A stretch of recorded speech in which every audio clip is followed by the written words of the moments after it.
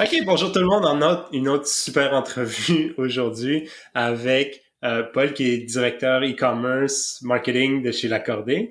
Paul, merci d'avoir accepté mon invitation. Merci à toi. Fait que on va commencer un peu comme je commence avec les autres. Qui es-tu et qu'est-ce que tu fais? Ouais, alors qui suis-je? Grande question philosophique, mais je veux dire que je suis un passionné de business, de marketing, on va dire de digital. Mhm. Je viens du Pays Basque, Nice. c'est ma région natale. Et ça fait environ une dizaine d'années que je suis en Amérique du Nord. J'ai eu la chance de vivre à Montréal, puis un temps entre Los Angeles et Montréal. Mhm. Et j'ai eu 10 ans de ma carrière pratiquement chez Lolé, une marque de vêtements à la base pour femmes, Mhm. qui était liée au bien-être. Et puis dernièrement, j'ai décidé de me joindre à une nouvelle équipe de direction de l'Accordé pour un challenge complètement différent, Mhm. mais super intéressant pour quelqu'un qui est passionné de marketing. Cool. Puis qu'est-ce que tu fais en fait chez L'Accordé? Donc chez Accordé, plus précisément, je suis mon titre c'est directeur e-commerce et marketing. Mhm. Euh, Depuis toujours, j'ai toujours fait du marketing, du e-commerce. C'est sûr que j'ai pris mes galons très rapidement dans l'e-commerce parce que c'était la chose que à l'époque personne ne voulait faire et que je savais que j'ai appris à faire. Mhm. Mais j'ai une passion pour le consommateur, puis j'ai une passion pour la communication, puis les buzz, etc., etc. Donc c'est pour ça que le marketing me plaît beaucoup. Et dans ma grosse mission, on va dire, chez Accordé, c'est vraiment de revitaliser la marque et puis la refaire rayonner, puis d'être encore meilleur qu'avant dans les 2-3 ans. Cool, super. Et puis, écoute, il y a quelque chose que je veux te poser depuis le début, fait que je pense que je peux pas m'empêcher. Vous avez récemment lancé un NFT pour Ouais, l'accorder. Est-ce que tu peux, bon, d'un, pour ceux qui s'y connaissent un peu moins, expliquer c'est quoi un NFT? Et de ouais, deux, que c'était quoi le raisonnement derrière cette offensive-là? ouais. Euh, le NFT, je pense, l'un des produits, je pense, les plus révolutionnaires, les produits digitaux les plus révolutionnaires des 10 dernières années, on va dire. Ça fait longtemps que j'avais pas senti un frémissement international à ce niveau pour le lancement de nouveaux produits ou une nouvelle façon de faire des produits digitaux. OK, Ça me rappelle le e-commerce au tout début quand je commençais, cool. puis qu'il y avait des opportunités en pagaille. Donc un NFT, on va dire que c'est un produit digital Mhm. auquel on peut donner un numéro de série. Donc c'est lié à toutes des crypto euh, monnaies, l'argent digital comme le Bitcoin, qui est le plus populaire. Mais Mhm. il y en a des milliers de monnaies différentes. Et derrière toutes ces monnaies, il y a ce qu'on appelle la blockchain. La blockchain permet avec les NFT de donner un numéro de série OK. et d'avoir vraiment un produit digital qui a été très difficile à, à être unique, de devenir unique en sachant qu'il a été édité une fois ou à plusieurs exemplaires. Et on a la traçabilité d'un produit digital. Euh, il y a quelque chose que j'aime, c'est toujours me challenger personnellement et challenger mes équipes. Et aujourd'hui, je voulais essayer quelque chose avec l'accordé et NFT parce que c'était pour moi un nouveau type de produit que le retail va vraiment raffoler dans les semaines, mois à venir, années à venir. C'est un Mhm. moyen dans cette période de pandémie, on a tous des problématiques d'inventaire. Avec un produit digital, on a moins de problèmes d'inventaire et on a l'opportunité d'augmenter sa notoriété de marque à travers de nouveaux produits et puis reprendre des produits qu'on a déjà créés mais les mettre en digital, etc. OK. Donc l'idée avec ça et l'accordé, c'est comme tout le monde on a des problèmes d'inventaire, puis on cherchait, je disais bon il faut vraiment qu'on trouve un produit digital pour faire rayonner la marque et puis être innovant. Puis OK. donc le NFT pour moi, je faisais des recherches depuis un petit moment, puis je trouvais que le NFT était un support intéressant pour faire euh, attirer les regards sur la cordée, montrer qu'on était innovant, montrer qu'il fallait pas être la NASA pour faire quelque chose d'innovant. Et donc c'est pour ça qu'on a sorti une collection d'autocollants qui étaient des autocollants en fait à la base et qui était très l'accordé dans son Mhm. design ça donc qui avait l'identité euh, culturelle de l'accordé mais sur un OK. support digital. Et c'est pour ça qu'on a lancé une collection et puis on a mis un à la vente. Et c'est vraiment un test, c'est vraiment quelque chose pour nous challenger, c'est vraiment très différent que ce que l'accordé fait d'habitude, mais on n'est pas juste aventuré dans les montagnes, on peut être aussi aventuré dans le digital. Donc, voilà, c'est l'angle que j'ai pris. Euh, faire des lancements comme ça vient avec ses succès, ses échecs. Euh, Là, pour le coup, on a eu vraiment dans l'extrémité des gens qui aiment beaucoup ça, d'autres qui aiment vraiment moins ça. Mhm. Mais au moins, je suis content qu'on ait essayé de lancer un produit digital comme ça. Et puis, c'est sûr qu'il y a des choses à améliorer dans l'avenir, mais c'est quelque chose qu'on a fait. On était pionniers, donc je trouvais ça vraiment intéressant. Cool, super. Puis, tu parles beaucoup d'innovation, de tests, etc. Mhm. Mais en même temps, tu es en affaires, donc il y a toujours Mhm. des comptes à rendre, etc. Comment est-ce que tu fais d'habitude pour tester quelque chose? Comment est-ce que tu décides que ça va être quoi les métriques sur lesquelles je vais me baser? Est-ce qu'il y a des métriques sur lesquelles tu vas te baser? Comment ça fonctionne? Ouais. Ben, je pense que dans l'univers digital, il y a des outils qui permettent de faire des tests très rapidement, que ce soit sur des audiences spécifiques, que ce soit sur des segments de euh, type de clients. Euh, donc, on fait beaucoup de ce qu'on appelle des A/B testing, de Mhm. manière générale en marketing et en e-commerce pour vraiment optimiser l'expérience client puis augmenter la conversion. Donc, ce qu'on va regarder, on va utiliser ces outils. Il y a l'outil de Google qui est vraiment très bien. Il y en a plein d'autres, hein, mais Mhm. sans citer de nom. Mais moi, je regarde toujours mes deux KPI, que ce soit dans l'univers du retail pour les magasins, puis online, c'est vraiment le trafic et la conversion. Parce que mon boulot, c'est d'amener du trafic. Et mon boulot, si je le fais bien, c'est de reconvertir les gens. Donc, c'est mes deux KPI principales euh, qui me donnent la santé globale du business. OK. Et puis, est-ce que dans ton rôle, tu te retrouves à encore faire du marketing traditionnel ou c'est dans une autre équipe? Ou Ouais. est-ce que vous en faites pas du tout?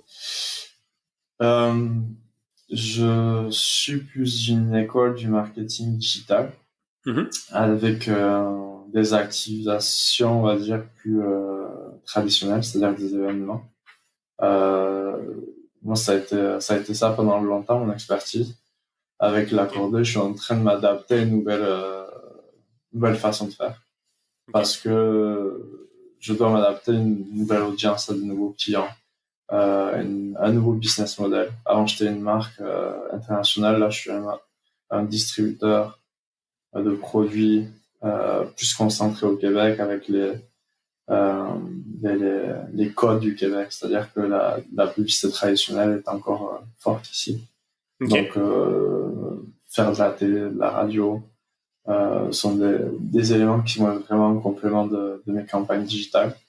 OK. Donc, on va être à 70% digital et puis le reste entre télé, radio et puis événementiel. C'est sûr que l'événementiel en ce moment, c'est pas, c'est pas le top, mais ouais, on essaie d'équilibrer ça. Mais j'ai un background qui est beaucoup plus digital. OK, super. Et puis, fait que évidemment, tu as une équipe derrière toi. Comment est-ce qu'est composée ton équipe en général? Quoi le genre de poste que tu as, de quoi que ce soit? Ouais. Euh, Les équipes, notamment en marketing, il y a beaucoup de nouvelles expertises qui ont été créées dans les dernières années. Euh, Plus ça avance, plus il y a des experts. Ouais. Euh, Mon équipe là, c'est une nouvelle équipe que j'ai repris, puis que je dois orienter, puis j'apprends en même temps aussi, c'est un nouveau business pour moi, mais vers ce qu'on pense où on devrait aller. OK. Donc c'est pour ça il y a beaucoup de tests, il y a beaucoup d'aller dans l'historique, qu'est-ce qui a fonctionné avant. Moi j'aime bien aller voir ce qui a été fait avant parce qu'il y a souvent des succès, comment les remettre au goût du jour, un peu dans la façon qu'on a fait le NFT, prendre quelque chose Ouais. qui a une culture et puis la mettre dans un nouveau format. Ça je trouve intéressant. Au niveau de mon équipe, j'ai vraiment des profils différents, des expertises différentes. Euh, Étant donné que je gère vraiment du marketing plus traditionnel, retail et puis du e-commerce. Euh, les profils que j'ai des experts vraiment en e-commerce, en médias, on va dire, type Facebook, Google, Bing, etc. Donc, toutes ces plateformes vraiment plus digitales où on va faire où on va avoir beaucoup de call to action pour aller sur le site, mais aussi driver du trafic en magasin. Après, je vais avoir vraiment des gens qui vont être avec un profil qui comprennent le 360 degrés. Alors, qu'est-ce qui se passe en ligne, qu'est-ce qui se passe en magasin. Euh, J'essaie d'avoir vraiment un bon équilibre entre expertise du magasin, terrain et expertise en ligne. Parce que on peut avoir un déséquilibre, notamment dans les nouvelles équipes maintenant où il y aura une déconnexion entre qu'est-ce que c'est l'inventaire puis le digital. Pour avoir une campagne qui réussit en digital, il faut avoir de l'inventaire, que ce soit en magasin ou en ligne. Et ça, c'est souvent déconnecté. Donc, avoir cet aspect-là, c'est important Hmm. euh, pour, pour le succès global d'une campagne.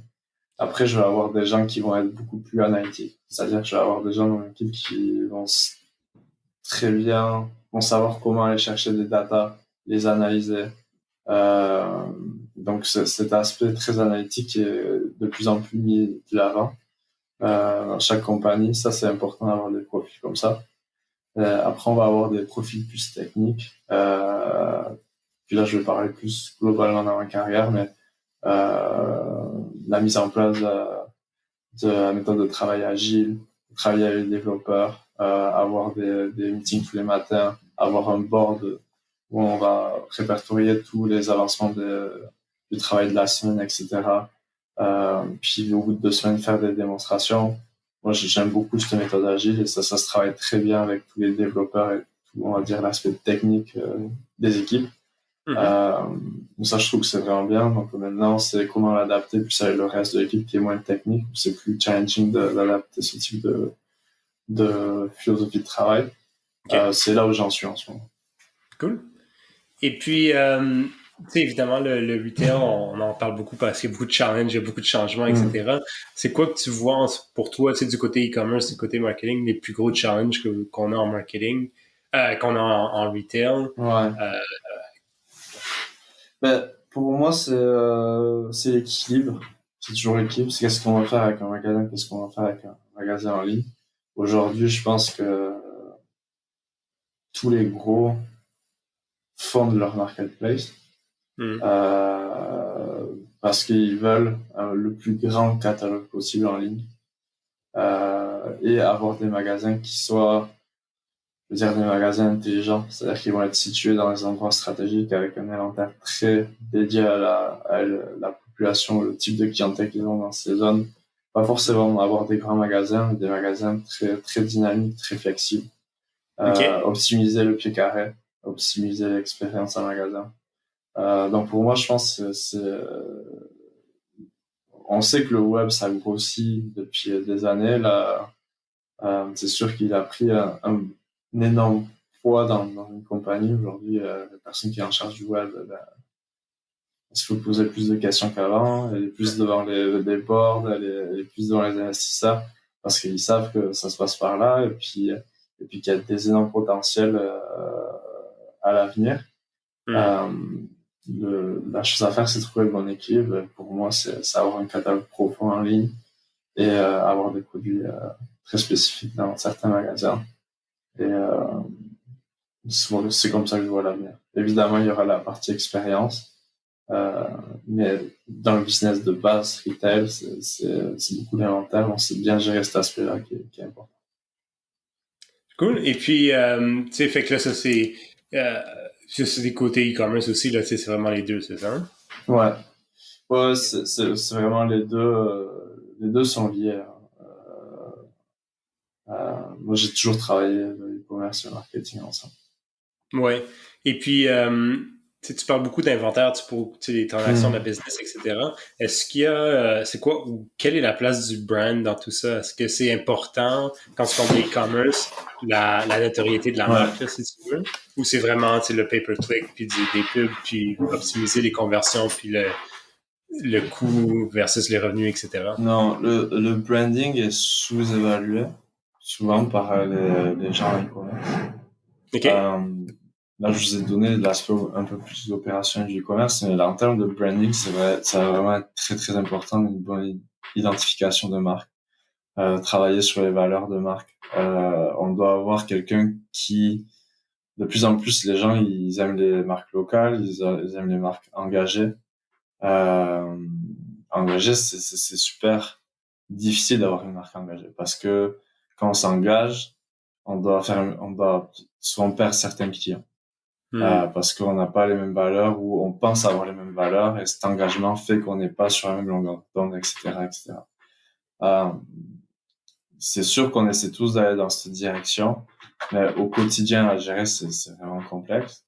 Euh, mais c'est ce qui est recommandé par tous les grands noms du marketing, c'est d'avoir une marque qui est une personne engagé. Moi, je dis toujours que ma marque, ça doit être la personne que j'ai envie de voir le plus souvent. C'est la personne qui m'énerve, qui me fait rire, qui me fait réfléchir. Donc, ça doit être ça pour moi la marque. Et donc, l'identité de marque, évidemment, que ce soit du logo au slogan, aux valeurs, ça a un poids énorme sur l'aspect décisionnel du client quand il doit faire son achat avant d'aller sur le site. Cool. Puis est-ce que, si t'avais au début, tu nous avais dit, ton split plus ou moins digital traditionnel, c'est comme 70-30. Est-ce que tu as un split aussi en termes de, direct versus brand? Direct versus brand.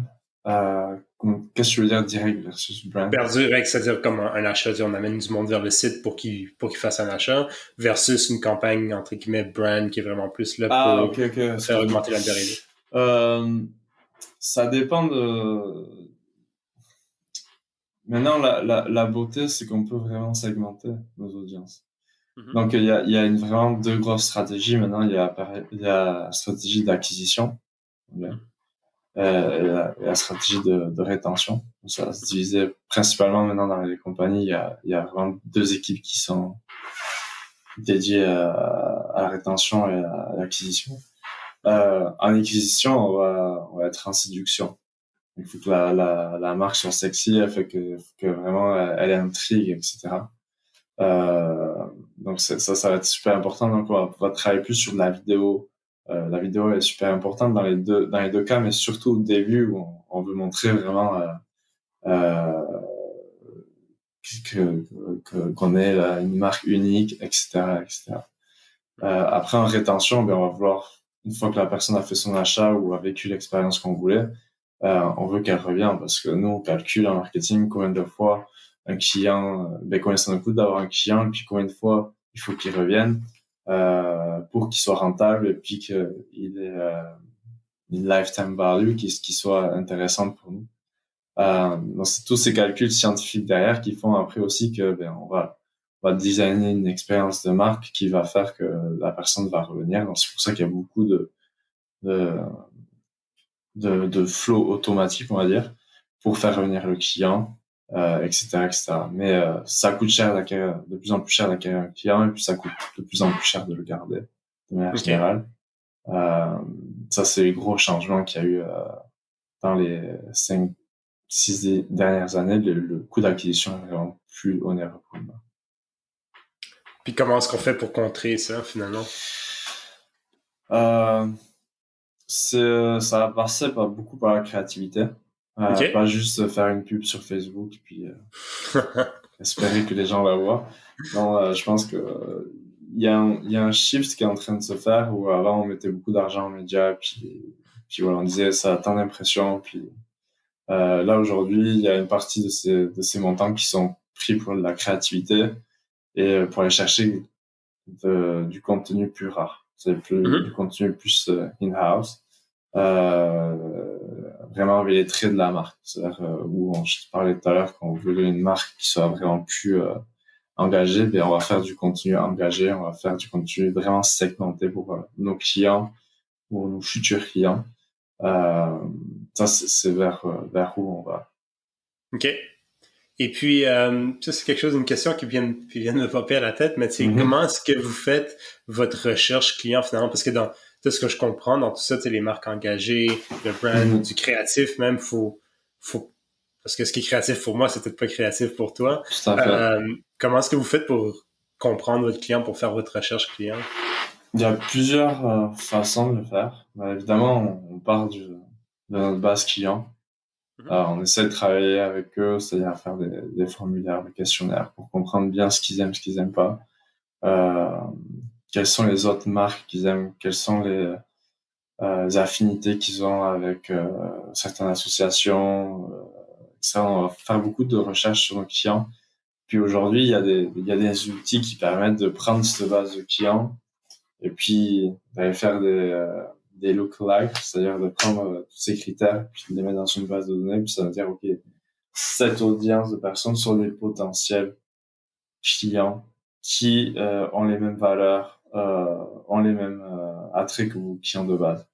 Donc, du coup, une fois qu'on a identifié ce pool de potentiels clients, ben là, après, on va passer en mode acquisition, puis c'est là où on va leur pousser des vidéos, etc., etc. Donc ça se fait beaucoup via Facebook et Google, principalement. Après, il y a d'autres outils, mais principalement, les marques utilisent ça pour aller chercher ces nouveaux clients. OK. Cool, c'est intéressant. Puis, on va peut-être faire un shift maintenant, puis c'est surtout que Ouais, je vais quand même soucier de ton temps, puis je vais pas te garder une éternité. Mais on va passer à faire un shift un peu plus parler de carrière. Fait que tu nous ouais, disais au début que tu avais choisi le e-commerce parce que c'est quelque chose que personne voulait faire. ouais. Mais d'où est venu cet instinct primaire, là, d'où est venu même cet intérêt pour faire le e-commerce? Oui, bah, je pense que ça vient. J'aimais être dans l'innovation, puis j'aime que les choses aillent vite. OK. Euh, dans mon parcours académique, j'ai eu la chance de pouvoir voyager, puis j'étais aux États-Unis faire mon MBA entre New York et Los Angeles, puis j'avais pris des classes en e-business. À l'époque, ça OK. s'appelait comme ça. Et donc j'avais fait des cas d'études sur ça. Du coup, je voyais que j'avais un attrait pour ça. OK. Puis quand j'ai commencé à rentrer dans l'univers de l'entreprise, j'étais pas encore dans ce département parce qu'ils existaient pas ce département. Mhm. Puis un jour, j'aimais pas ce que je faisais. Ouais. C'était du marketing classique. Bref, je m'embêtais un peu, en toute Ouais. honnêteté. Et puis j'ai vu cette petite équipe web digitale, on va dire, et dans ma compagnie. Puis là, j'étais voir euh, le dirigeant de la compagnie. Puis je dis, ouais, moi, je veux faire ça. Et j'ai pas encore un plan, mais je vais en faire un. Puis si je peux intégrer cette équipe, je pense que je peux apporter quelque chose. Mhm. Et voilà, en fait, j'ai commencé encore à apprendre et puis à me former beaucoup tout seul parce qu'à l'époque, ça va tellement vite que ils sont pas allés à l'école pour ça. Mhm. Donc du coup, je me suis formé, puis tous les jours, j'apprenais, puis je mettais en pratique ce que j'apprenais. Donc du coup, on a bâti une équipe vraiment très performante très rapidement. OK. Et donc du coup, ça m'a ouvert beaucoup d'opportunités parce que en fait, on a changé un peu le business model d'une compagnie. Et évidemment, ben, au fur et à mesure, tu prends plus de poids à la table, tu as plus Mhm. de poids sur les décisions, puis voilà. Puis c'est ça, moi j'ai commencé, c'était un truc que personne ne voulait faire et puis que personne ne savait. Et puis je Ouais. suis parti de ma dernière compagnie, c'était la priorité, c'était le web. Donc c'est vraiment intéressant. C'est vraiment- Cool. Puis, tu sais, puis maintenant que tu es rendu gestionnaire, qu'est-ce que tu recherches finalement dans tes dans tes embauches, dans tes candidats potentiels? Ouais. Je cherchais souvent de l'ingéniosité OK. et de la prise de risque. Euh, on a tous à peu près le même type de formation académique maintenant. Mhm. Je pense qu'on sait tous faire un pseudo-business plan. On a tous lu à peu près les mêmes livres. On suit à peu près tous les mêmes choses. Donc, c'est ce que moi je cherche, c'est des gens qui disent, ben, tu sais, on pourrait faire ça comme ça parce que ça changerait un peu. Dès qu'on commence la discussion comme ça m'intéresse beaucoup. Donc la partie ingéniosité, je trouve que c'est un bon mot parce que y a, il faut être malin. Il faut être malin, faut chercher des opportunités. Donc ça, j'aime ça, créer des opportunités d'affaires. C'est souvent ce que je dis à mon équipe. Créez-en, puis on évolue tous à travers ça. Cool. Et puis, si tu avais des, tu sais, on va peut-être se quitter un peu là-dessus, mais tu sais, si tu avais des conseils, tu sais, pour un ou une jeune là, en marketing aujourd'hui ou en e-commerce aujourd'hui qui Ouais. aimerait éventuellement, tu sais, devenir VP, directeur, etc., etc., Ouais. quel conseil que tu aurais à partager? Faut pas avoir peur de prendre des risques. J'ai toujours dit ça aux personnes qui voulaient évoluer dans ce milieu, ou autre d'ailleurs. Mhm. Euh, on fait tous des erreurs. C'est sûr qu'il y en a certaines qui ont plus des conséquences que d'autres, mais non, ça, il faut pas avoir peur de prendre des risques. Il faut pas. C'est sûr que je vais mettre un point d'orgue aussi, c'est qu'il faut travailler. Il faut Il n'y a pas de travailler. secret. Moi, j'ai été vite vice-président parce que j'ai travaillé le double des autres. Puis c'était ma passion. C'était mon choix. C'est ce que je voulais. C'est pas forcément être VP. C'était aller vite, changer un business, etc. VP, c'est super. Et puis ça vient avec beaucoup de pression, mais c'est beaucoup de travail pour arriver là. Et en marketing, une fois qu'on est arrivé, ben, c'est presque la fin parce que ça change très vite. Donc il faut être prêt à prendre des coups en marketing parce que dès que le business va pas, ben, c'est souvent le marketing qu'on regarde. Donc ça, il faut savoir ça aussi. Je comprends. Puis, tu, sais, tu parlais de risques, là, justement, mais en même temps, tu sais, ce que j'entends souvent, c'est on dit oui, on prend des risques, mais en même temps, tu sais, on gère des budgets, Mhm. les risques peuvent avoir des réelles conséquences sur Mhm. l'entreprise. Est-ce qu'il y a un type de risque qu'on peut prendre? Est-ce qu'il y a une façon de mitiger les risques? Comment est-ce que tu vois ça?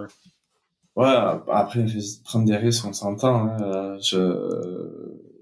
Si on repart sur les NFT, ben, tester les NFT, euh, c'était un risque dans le sens où ben, c'est quelque chose qui a jamais vraiment été fait en retail. C'est quelque chose qui a... On sait pas comment les gens vont rejoindre, vont Réagir. voir cela. Est-ce que c'est une bonne chose, une mauvaise chose, etc. Et puis, tu sais, dans tout, il y aura des gens qui vont dire t'es un génie, puis il y en a qui vont dire que tu comprends rien. Euh, pour l'avoir vécu plusieurs fois, c'est la réalité. Ouais. Donc les risques, dans le sens, il faut pas avoir peur d'essayer de nouvelles choses, quoi. Puis après, aujourd'hui, la beauté, c'est qu'on peut laisser sur un petit nombre de gens, ou Hmm. tu sais, on peut, quand tu as une base de données de centaines de milliers de gens, ben tu peux dire je vais essayer ce produit ou cette expérience avec une portion des gens. Et si on voit que c'est vraiment un flop, ben, on oublie, puis ok, c'est bon. Mais si on voit que c'est un succès, ben là, on peut l'ouvrir à tout le monde. Et puis voilà, c'est comme ça que se bâtissent les succès maintenant. C'est beaucoup de tests avant, beaucoup de flops, mais il faut que ça marche. On peut le faire des fois 10 fois 30 fois 100 très rapidement. Fait que si je comprends, en fait, c'est les risques, oui, mais en fait, c'est pas des risques qui risquent d'être mettre en faillite, là. C'est des petits Non, tests, là. Ça rentre dans ta logique de test aussi, ouais, là. c'est ça. La méthodologie de travail web, elle est, pour moi maintenant, elle est arrivée dans tous les domaines. Le digital a fait que aujourd'hui, on peut tester beaucoup de choses très rapidement et ça permet euh, justement d'éviter des gros risques où les entreprises par le passé, ils changeaient de logo et puis du jour au lendemain, puis tout le monde le voyait, tout le monde le critiquait, alors que changer de logo aujourd'hui, on peut faire un test sur 500 personnes. Vous aimez ce logo ou ce logo? Ils vont dire, on préfère ce logo. Ok, on sait après avec des coefficients que s'il aime pas, c'est pas la peine de forcer quelque chose. Parce qu'on a un bon échantillon. Donc, c'est plus dans ce sens. Je comprends. Après prendre des risques, juste pour prendre des risques, bon, chacun ses choix. C'est bon. Fait que, mais si je comprends bien ce que tu disais pour tes conseils, c'est faut prendre des risques, vraiment mitigés, ben pas mitigés, mais des risques réfléchis si on veut, mais aussi, mais en bout de ligne, il faut travailler fort. Ah, y a pas de recette miracle. Hein. Ceux qui travaillent plus, il y a plus de chances de réussir. Je le confirme. Ça, c'est parce que, en fait, ça donne plus de temps pour essayer des choses, faire des tests, etc., revenir avec des Ouais, résultats. ouais, tout à fait. Moi, j'ai toujours pris du temps, que ce soit le week-end ou le soir, pour faire de la recherche. Faire de la recherche, pour moi, c'est important, notamment quand on est dans un type de business ou en e-commerce ou en marketing. On doit savoir qu'est-ce qui arrive. On doit savoir qu'est-ce qui se teste, que ce soit au Japon, en Afrique, ou qu'est-ce qu'un gars a essayé, qui a publié ça, et puis, ok, waouh, c'est comme ça que j'ai bâti souvent des campagnes qui ont fonctionné. Je m'inspirais d'autres succès à l'autre bout du monde et l'essayer sur mon marché. Ça, c'est quelque chose qui est très, très important. Et pour faire ça, il faut accepter que ça prenne des heures de faire ça, puis qu'il faut beaucoup lire, puis qu'il faut regarder beaucoup de vidéos qui sont pas forcément intéressantes à la fin. Donc, c'est des minutes qui sont perdues, mais à la fin, il y a toujours quelque chose qui en ressort. Et ça permet d'amener une dynamique. C'est d'amener aujourd'hui, quand on a un problème, qu'on a vu ou lu tout ce contenu, on a 10 solutions alors que si on n'a pas fait, on a 2 solutions, puis on passe à côté des choses. Cool. Ben, écoute, Paul, merci beaucoup de ton temps. C'était super intéressant. Merci à toi. Merci beaucoup. Merci. Bonne journée. Salut.